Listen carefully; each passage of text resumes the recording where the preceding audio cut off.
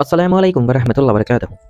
नाज़रीन, ये चैनल जो लोग आशिक़ मुस्तफ़ा हैं, जो लोग तालिब रसूलुल्लाह है, उनके लिए खुला है और इस पर ऐसी वैसी कंटेंट आएगी जो मोहम्मद मुस्तफ़ा सल्लल्लाहु अलैहि वसल्लम के बातों को और उनकी तालीमात को उजागर करेगी। क्योंकि नाज़रीन, मैंने सही बुखारी आप सल्लल्लाहु अलैहि वसल्लम की मोहब्बत में पढ़ा था और आप लोगों के सामने भी उसी की 10-10 हदीसें का वीडियो लेकर आऊँगा और ये उम्मीद करता हूँ कि आप लोग भी इसे मोहब्बत से आप सल्लल्लाहु अलैहि वसल्लम की बातों को जानिएगा, सुनिएगा और समझिएगा। मैं सिर्फ़ हदीसों का उर्दू तर्जुमा पेश करूँगा। अगर आप लोगों को कोई बात समझ में ना आई हो या कोई हदीस ऐसी हो जिस पर आपको कुछ एतराज़ हो, तो आप अपने अकाबरीन और अपने जानकार उलमा के साथ ताल्लुक़ करके उस हदीस की तफसीर जान लीजिएगा। क्योंकि हमारा मकसद किसी किस्म की फ़िरका या मसलक को फैलाना नहीं है। हमारी मकसद, इस चैनल की मकसद सिर्फ़ आशिक़ रसूल अल्लाह सल्लल्लाहु अलैहि वसल्लम को ऐसी कंटेंट देनी है जिससे मोहम्मद सल्लल्लाहु अलैहि वसल्लम की मोहब्बत में उनके क़ल्ब में इजाफ़ा हो। चलिए बगैर किसी देरी के हम लोग अपनी हदीसों, आप सल्लल्लाहु अलैहि वसल्लम की सही बुखारी की हदीसों को पेश करते हैं। सही बुखारी हदीस नंबर 1, हुज़ूर अकरम सल्लल्लाहु अलैहि वसल्लम का इरशाद है, तमाम आमाल का दारोमदार नियत पर है और हर अमल का नतीजा हर इंसान को उसकी नीयत के मुताबिक ही मिलेगा। बस जिसकी हिजरत दौलत दुनिया हासिल करने के लिए हो या किसी औरत से शादी की गरज से हो, बस उसकी हिजरत उन्हीं चीज़ों के लिए होगी जिनके हासिल करने की नीयत से उसने हिजरत की। सही बुखारी हदीस नंबर 2, हुज़ूर अकरम सल्लल्लाहु अलैहि वसल्लम ने फरमाया कि वही नाजिल होते वक्त कभी मुझको घंटी की सी आवाज़ महसूस होती है और वही की ये कैफियत मुझ पर बहुत शाख गुजरती है। जब ये कैफियत ख़त्म होती है तो मेरे दिलो दिमाग पर उस फरिश्ते के ज़रिए नाजिल शुदा वही महफूज हो जाती है। और किसी वक्त ऐसा होता है कि फ़रिश्ता बशक्ल इंसान मेरे पास आता है और मुझसे कलाम करता है, बस मैं उसका कहा हुआ याद रख लेता हूँ। सही बुखारी हदीस नंबर 3, हज़रत सल्लल्लाहु अलैहि वसल्लम पर वही का इब्तिदाई दौर अच्छे सच्चे पाकीज़ा ख्वाबों से शुरू हुआ। आप ख्वाब में जो कुछ देखते वो सुबह की रोशनी की तरह सही और सच्चा साबित होता। फिर मिन जानिब कुदरत आप तन्हाई पसंद हो गए और आपने गारे हिरा में खिलवत नशीनी इख्तियार फरमाई और कई कई दिन और रात वहाँ मुसलसल इबादत और याद इलाही और ज़िक्र में मशगूल रहने लगे। जब तक घर आने को दिल न चाहता तोशा हमरा लिए हुए वहाँ रहते। तोशा खत्म होने पर ही अहलिया मोहतरमा हज़रत खदीजा रज़ियल्लाहु ताला अन्हा के पास तशरीफ़ लाते और कुछ तोशा हमरा लेकर फिर वहाँ जाकर खिलवत गुज़ीन हो जाते। यही तरीक़ा जारी रहा यहाँ तक कि आप पर हक़ मुनकशिफ हो गया और आप गारे हिरा ही में क़याम पज़ीर थे कि अचानक हज़रत जिब्रील अलैहिस्सलाम आपके पास हाजिर हुए और कहने लगे कि आए मोहम्मद पढ़ो। आप फरमाते हैं कि मैंने कहा कि मैं पढ़ना नहीं जानता। आप सल्लल्लाहु अलैहि वसल्लम फरमाते हैं कि फरिश्ते ने मुझे पकड़कर इतने ज़ोर से खींचा कि मेरी ताकत जवाब दे गई। फिर मुझे छोड़कर कहा पढ़ो। मैंने फिर वही जवाब दिया कि मैं पढ़ा हुआ नहीं हूँ। उस फरिश्ते ने मुझको निहायत ही ज़ोर से खींचा कि मुझको सख्त तकलीफ महसूस हुई। फिर उसने कहा कि पढ़। मैंने कहा मैं पढ़ा हुआ नहीं हूँ। फरिश्ते ने तीसरी बार मुझको पकड़ा और तीसरी मरतबा फिर मुझको खींचा, फिर मुझे छोड़ दिया और कहने लगा कि पढ़ो अपने रब के नाम की मदद से जिसने पैदा किया और इंसान को खून की फुटकी से बनाया। पढ़ो और आपका रब बहुत ही मेहरबानियाँ करने वाला है। बस यही आयतें आप हज़रत जिब्रील अलैहिस्सलाम से सुनकर इस हाल में गारे हिरा से वापस हुए कि आपका दिल इस अनोखे वाक़ये से काँप रहा था। आप हज़रत खदीजा के यहाँ तशरीफ़ लाए और फरमाया कि मुझे कंबल ओढ़ा दो, मुझे कंबल ओढ़ा दो। लोगों ने आपको कंबल ओढ़ा दिया। जब आपका डर जाता रहा तो आपने अपनी ज़ौजा मोहतरमा हज़रत खदीजा रज़ियल्लाहु ताला अन्हा को तफसील के साथ ये वाक़या सुनाया और फरमाने लगे कि मुझको अब अपनी जान का खौफ हो गया है। आपकी अहलिया मोहतरमा हज़रत खदीजा रज़ियल्लाहु ताला अन्हा ने आपकी ढारस बंधाई और कहा कि आपका ख्याल सही नहीं है। अल्लाह की कसम, आपको अल्लाह कभी रुसवा नहीं करेगा। आप तो अखलाक़ फ़ाज़िला के मालिक हैं। आप तो कुंबा परवर हैं। बेकसों का बोझ अपने सर पर रखते हैं। मुफलिसों के लिए आप कमाते हैं। मेहमान नवाजी में आप बेमिसाल हैं और मुश्किल वक्त में आप अमर हक़ का साथ देते हैं। ऐसे औसाफ़े हसना वाला इंसान यूं बेवक्त ज़िल्लत व ख़ारी की मौत नहीं पा सकता। फिर मज़ीद तसल्ली के लिए हज़रत खदीजा रज़ियल्लाहु ताला अन्हा आपको वरक़ा बिन नौफ़ल के पास ले गईं, जो इनके चचाज़ाद भाई थे और ज़माने जाहिलियत में नसरानी मज़हब इख्तियार कर चुके थे और इब्रानी ज़बान के कातिब थे। चुनांचा इंजील को भी हस्ब मंशाए खुदाबंदी इब्रानी ज़बान में लिखा करते थे। इंजील सिरियानी ज़बान में नाजिल हुई थी, फिर इसका तर्जुमा इब्रानी ज़बान में हुआ।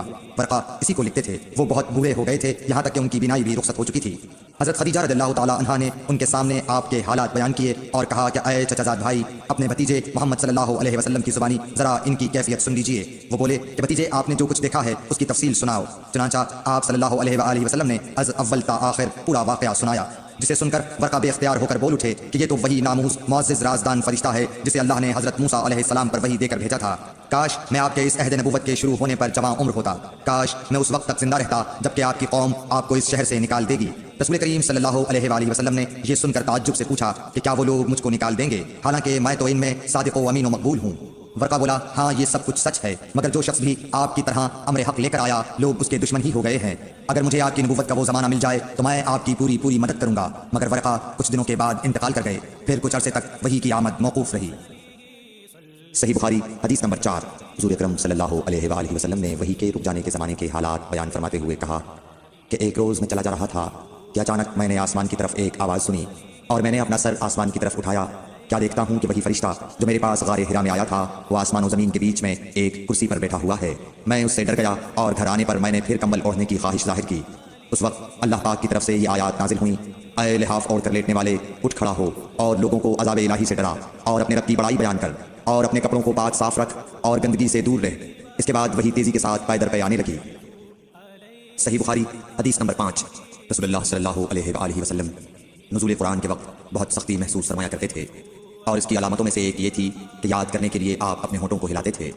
ابن عباس رضی اللہ تعالیٰ عنہ نے کہا میں اپنے ہونٹوں کو ہلاتا ہوں جس طرح آپ ہلاتے تھے۔ سعید کہتے ہیں میں بھی اپنے ہونٹ ہلاتا ہوں جس طرح ابن عباس رضی اللہ تعالیٰ عنہ کو میں نے ہلاتے دیکھا۔ پھر انہوں نے اپنے ہونٹ ہلائے۔ ابن عباس رضی اللہ تعالیٰ عنہ نے کہا پھر یہ آیت اتری کہ اے محمد قرآن کو جلد جلد یاد کرنے کے لیے اپنی زبان نہ ہلاؤ، اس کا جمع کر دینا اور پڑھا دینا ہمارا ذمہ ہے۔ حضرت ابن عباس رضی اللہ تعالیٰ عنہ کہتے ہیں یعنی قرآن آپ صلی اللہ علیہ وآلہ وسلم کے دل میں جمع دینا اور پڑھا دینا ہمارے ذمہ ہے، پھر جب ہم پڑھ چکے تو اس پڑھے ہوئے کی اتباع کرو۔ ابن عباس رضی اللہ تعالیٰ عنہ فرماتے ہیں اس کا مطلب یہ ہے آپ اس کو خاموشی کے ساتھ سنتے رہو، اس کے بعد مطلب سمجھا دینا ہمارے ذمہ ہے، پھر یقیناً یہ ہماری ذمہ داری ہے کہ آپ اس کو پڑھو یعنی اس کو محفوظ کر سکو۔ چنانچہ اس کے بعد جب آپ کے پاس حضرت جبرائیل علیہ السلام وحی لے کر آتے تو آپ توجہ سے سنتے، جب وہ چلے جاتے تو رسول اللہ صلی اللہ علیہ وسلم اس وحی کو اس طرح پڑھتے جس طرح حضرت جبرائیل علیہ السلام نے اسے پڑھا تھا۔ صحیح بخاری حدیث نمبر 6۔ رسول اللہ صلی اللہ علیہ وآلہ وسلم سب لوگوں سے زیادہ جواد سخی تھے، اور رمضان میں دوسرے اوقات کے مقابلے میں جب جبرائیل علیہ السلام آپ صلی اللہ علیہ وآلہ وسلم سے ملتے بہت ہی زیادہ جود و کرم فرماتے۔ جبرائیل علیہ السلام رمضان کی ہر رات میں آپ صلی اللہ علیہ وآلہ وسلم سے ملاقات کرتے اور آپ کے ساتھ قرآن کا دورہ کرتے۔ غرض حضرت صلی اللہ علیہ وآلہ وسلم لوگوں کو بھلائی پہنچانے میں بارش لانے والی ہوا سے بھی زیادہ جود و کرم فرمایا کرتے تھے۔ صحیح بخاری حدیث نمبر 7۔ ہرقل شاہ روم نے قریش کے قافلے میں ایک آدمی بلانے کو بھیجا، اور اس وقت یہ لوگ تجارت کے لیے ملک شام گئے ہوئے تھے، اور یہ وہ زمانہ تھا جب رسول اللہ صلی اللہ علیہ وسلم نے قریش اور ابو سفیان سے ایک وقتی عہد کیا ہوا تھا۔ جب ابو سفیان اور دوسرے لوگ ہرقل کے پاس ایلیا پہنچے جہاں ہرقل نے دربار طلب کیا تھا، اس کے گرد روم کے بڑے بڑے لوگ علماء، وزراء و امراء بیٹھے ہوئے تھے۔ ہرقل نے ان کو اور اپنے ترجمان کو بلوایا، پھر ان سے پوچھا کہ تم میں سے کون شخص مدعی رسالت کا زیادہ قریبی عزیز ہے؟ ابو سفیان کہتے ہیں کہ میں بول اٹھا کہ میں اس کا سب سے زیادہ قریبی رشتہ دار ہوں۔ یہ سن کر ہرقل نے حکم دیا کہ اس ابو سفیان کو میرے قریب لا کر بٹھاؤ اور اس کے ساتھیوں کو اس کی پیٹھ کے پیچھے بٹھا دو۔ پھر اپنے ترجمان سے کہا کہ ان لوگوں سے کہہ دو کہ میں ابو سفیان سے اس شخص یعنی محمد صلی اللہ علیہ وسلم کے حالات پوچھتا ہوں، اگر یہ مجھ سے کسی بات میں جھوٹ بول دے تو تم اس کا جھوٹ ظاہر کر دینا۔ ابو سفیان کا قول ہے کہ خدا کی قسم اگر مجھے یہ غیرت نہ آتی کہ یہ لوگ مجھ کو جھٹلائیں گے تو میں آپ صلی اللہ علیہ وسلم کی نسبت ضرور غلط گوئی سے کام لیتا۔ خیر، پہلی بات جو ہرقل نے مجھ سے پوچھی وہ یہ کہ اس شخص کا خاندان تم لوگوں میں کیسا ہے؟ میں نے کہا وہ تو بڑے اونچے عالی نسب والے ہیں۔ کہنے لگا اس سے پہلے بھی کسی نے تم لوگوں میں ایسی بات کہی تھی؟ میں نے کہا نہیں۔ کہنے لگا اچھا اس کے بڑوں میں کوئی بادشاہ ہوا ہے؟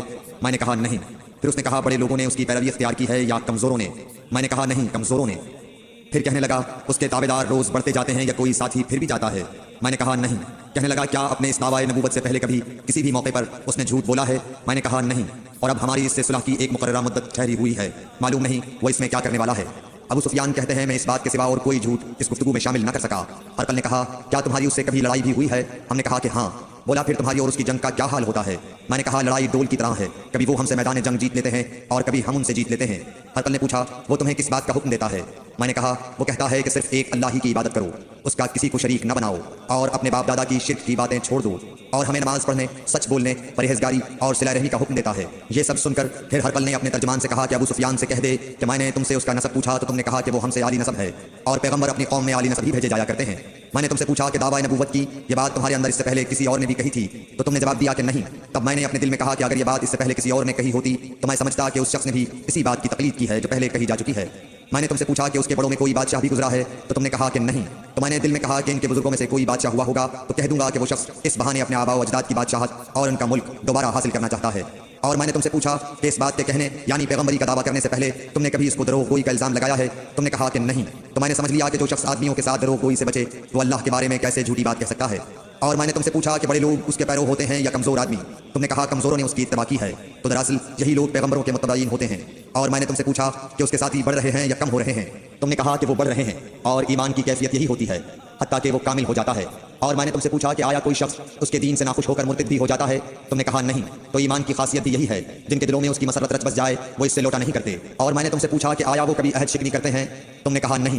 پیغمبروں کا یہی حال ہوتا ہے، وہ عہد کی خلاف ورزی نہیں کرتے۔ اور میں نے تم سے کہا کہ وہ تم سے کس چیز کے لیے کہتے ہیں؟ تم نے کہا کہ وہ ہمیں حکم دیتے ہیں کہ اللہ کی عبادت کرو، اس کے ساتھ کسی کو شریک نہ ٹھہراؤ، اور تمہیں بتوں کی پرستش سے روکتے ہیں، سچ بولنے اور پرہیزگاری کا حکم دیتے ہیں۔ لہٰذا اگر یہ باتیں جو تم کہہ رہے ہو سچ ہیں تو ان قریب وہ اس جگہ کا مالک ہو جائے گا کہ جہاں میرے یہ دونوں پاؤں ہیں۔ مجھے معلوم تھا کہ وہ پیغمبر آنے والا ہے، مگر مجھے یہ معلوم نہیں تھا کہ وہ تمہارے اندر ہوگا۔ اگر میں جانتا کہ اس تک پہنچ سکوں گا تو اس سے ملنے کے لیے ہر تکلیف گوارا کرتا۔ اگر میں اس کے پاس ہوتا تو اس کے پاؤں دھوتا۔ ہرقل نے رسول اللہ صلی اللہ علیہ وسلم کا وہ خط منگایا جو آپ نے وحیہ کلبی رضی اللہ تعالیٰ عنہ کے ذریعے حاکم بصرہ کے پاس بھیجا تھا، اور اس نے وہ ہرقل کے پاس بھیج دیا تھا۔ پھر اس کو پڑھا تو اس میں لکھا تھا، اللہ کے نام کے ساتھ جو نہایت مہربان اور رحم والا ہے۔ اللہ کے بندے اور اس کے پیغمبر محمد صلی اللہ علیہ وسلم کی طرف سے یہ خط ہے شاہ روم کے لیے۔ اس شخص پر سلام ہو جو ہدایت کی پیروی کرے۔ اس کے بعد میں آپ کے سامنے دعوت اسلام پیش کرتا ہوں۔ اگر آپ اسلام لے آئیں گے تو دین و دنیا میں سلامتی نصیب ہوگی، اللہ آپ کو دوہرا ثواب دے گا، اور اگر آپ میری دعوت سے روگردانی کریں گے تو آپ کی رعایا کا گناہ بھی آپ ہی پر ہوگا۔ اور اے اہل کتاب، ایک ایسی بات پر آ جاؤ جو ہمارے اور تمہارے درمیان یکساں ہے، وہ یہ کہ ہم اللہ کے سوا کسی کی عبادت نہ کریں اور کسی کو اس کا شریک نہ ٹھہرائیں، اور نہ ہم میں سے کوئی کسی کو خدا کے سوا اپنا رب بنائے۔ پھر اگر وہ اہل کتاب اس کتاب سے منہ پھیر لیں تو مسلمانوں تم ان سے کہہ دو کہ تم مانو یا نہ مانو، ہم ایک خدا کے اطاعت گزار ہیں۔ ابو سفیان کہتے ہیں جب ہرقل نے جو کچھ کہنا تھا کہہ دیا اور خط پڑھ کر فارغ ہوا تو اس کے ارد گرد بہت شور و غوغا ہوا، بہت سی آوازیں اٹھیں اور ہمیں باہر نکال دیا گیا۔ تب میں نے اپنے ساتھیوں سے کہا کہ ابو کبشہ کے بیٹے حضرت صلی اللہ علیہ وسلم کا معاملہ تو بہت بڑھ گیا، دیکھو تو اس سے بنی اصفر روم کا بادشاہ بھی ڈرتا ہے۔ مجھے اس وقت سے اس بات کا یقین ہو گیا کہ حضور صلی اللہ علیہ وسلم ان قریب غالب ہو کر رہیں گے، حتیٰ کہ اللہ نے مجھے مسلمان کر دیا۔ راوی کا بیان ہے کہ ابن ناطور ایلیا کا حاکم ہرقل کا مصاحب اور شام کے نصارہ کا لاٹ پادری بیان کرتا تھا کہ ہرقل جب ایلیا آیا ایک دن صبح کو پریشان اٹھا تو اس کے درباریوں نے دریافت کیا کہ آج ہم آپ کی حالت بدلی ہوئی پاتے ہیں، کیا وجہ ہے؟ ابن ناطور کا بیان ہے کہ ہرقل نجومی تھا، علم نجوم میں وہ پوری مہارت رکھتا تھا۔ اس نے اپنے ہم نشینوں کو بتایا کہ میں نے آج رات ستاروں پر نظر ڈالی تو دیکھا کہ ختنہ کرنے والوں کا بادشاہ ہمارے ملک پر غالب آ گیا ہے۔ بھلا اس زمانے میں کون لوگ ختنہ کرتے ہیں؟ انہوں نے کہا کہ یہود کے سوا کوئی ختنہ نہیں کرتا، سو ان کی وجہ سے پریشان نہ ہو۔ سلطنت کے تمام شہروں میں یہ حکم لکھ بھیجیے کہ وہاں جتنے یہودی ہوں سب قتل کر دیے جائیں۔ وہ لوگ انہی باتوں میں مشغول تھے کہ ہرقل کے پاس ایک آدمی لایا گیا جسے شاہ غسان نے بھیجا تھا۔ اس نے رسول اللہ صلی اللہ علیہ وسلم کے حالات بیان کیے۔ جب ہرقل نے سارے حالات سن لیے تو کہا کہ جا کر دیکھو وہ ختنہ کیے ہوئے ہے یا نہیں۔ انہوں نے اسے دیکھا تو بتلایا کہ وہ ختنہ کیا ہوا ہے۔ ہرقل نے جب اس شخص سے عرب کے بارے میں پوچھا تو اس نے بتلایا کہ وہ ختنہ کرتے ہیں۔ تب ہرقل نے کہا کہ یہی محمد صلی اللہ علیہ وسلم اس امت کے بادشاہ ہیں جو پیدا ہو چکے ہیں۔ پھر اس نے اپنے ایک دوست کو رومیہ خط لکھا اور وہ بھی علم نجوم میں ہرقل کی طرح ماہر تھا۔ پھر وہاں سے ہرقل ہمس چلا گیا، ابھی ہمس سے نکلا نہیں تھا کہ اس کے دوست کا خط اس کے جواب میں آ گیا۔ اس کی رائے بھی حضور صلی اللہ علیہ وسلم کے ظہور کے بارے میں ہرقل کے موافق تھی کہ محمد صلی اللہ علیہ وسلم واقعی پیغمبر ہیں۔ اس کے بعد ہرقل نے روم کے بڑے آدمیوں کو اپنے ہمس کے محل میں طلب کیا اور اس کے حکم سے محل کے دروازے بند کر لیے گئے۔ پھر وہ اپنے خاص محل سے باہر آیا اور کہا، اے روم والو، کیا ہدایت اور کامیابی میں کچھ حصہ تمہارے لیے بھی ہے؟ اگر تم اپنی سلطنت کی بقا چاہتے ہو تو پھر اس نبی صلی اللہ علیہ وسلم کی بیعت کر لو اور مسلمان ہو جاؤ۔ یہ سننا تھا کہ پھر لوگ وحشی گدھوں کی طرح دروازوں کی طرف دوڑے، مگر انہیں بند پایا۔ آخر جب ہرقل نے اس بات سے ان کی نفرت دیکھی اور ان کے ایمان لانے سے مایوس ہو گیا تو کہنے لگا کہ ان لوگوں کو میرے پاس لاؤ۔ جب وہ دوبارہ آئے تو اس نے کہا، میں نے جو بات کہی تھی اس سے تمہاری دینی پختگی کی آزمائش مقصود تھی، سو وہ میں نے دیکھ لی۔ تب یہ بات سن کر وہ سب کے سب اس کے سامنے سجدے میں گر پڑے اور اس سے خوش ہو گئے۔ بالآخر ہرقل کی آخری حالت یہی رہی۔ صحیح بخاری حدیث نمبر 8۔ رسول اللہ صلی اللہ علیہ وسلم نے فرمایا، اسلام کی بنیاد 5 چیزوں پر قائم کی گئی ہے۔ اول گواہی دینا کہ اللہ کے سوا کوئی معبود نہیں، اور بے شک حضرت محمد صلی اللہ علیہ وسلم اللہ کے سچے رسول ہیں، اور نماز قائم کرنا، اور زکوٰۃ ادا کرنا، اور حج کرنا، اور رمضان کے روزے رکھنا۔ صحیح بخاری حدیث نمبر 9۔ نبی کریم صلی اللہ علیہ وآلہ وسلم نے فرمایا کہ ایمان کی 60 سے کچھ اوپر شاخیں ہیں، اور حیا شرم بھی ایمان کی ایک شاخ ہے۔ صحیح بخاری حدیث نمبر 10۔ حضرت محمد مصطفیٰ صلی اللہ علیہ وآلہ وسلم نے فرمایا، مسلمان وہ ہے جس کی زبان اور ہاتھ سے مسلمان بچے رہیں، اور مہاجر وہ ہے جو ان کاموں کو چھوڑ دے جن سے اللہ نے منع فرمایا۔